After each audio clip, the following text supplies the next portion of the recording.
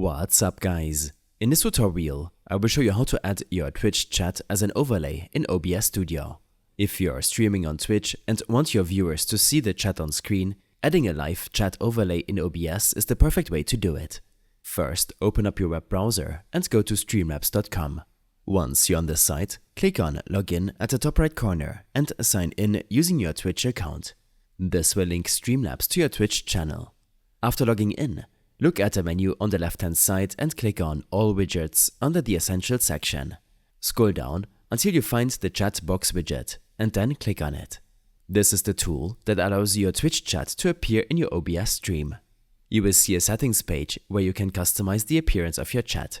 Things like font size, background color, animation, and more.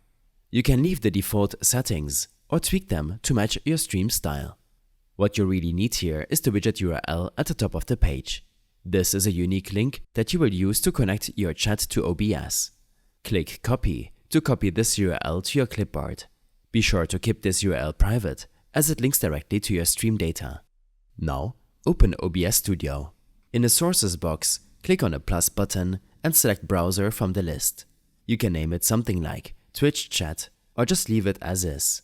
In the settings window that appears, delete the default URL and paste in the widget URL you copied from Streamlabs. Adjust the width and height if needed. A common size is 300 by 600 and then click on OK. The chat box will now be added to your OBS scene. At first, it will appear empty and transparent. But don't worry, it's working.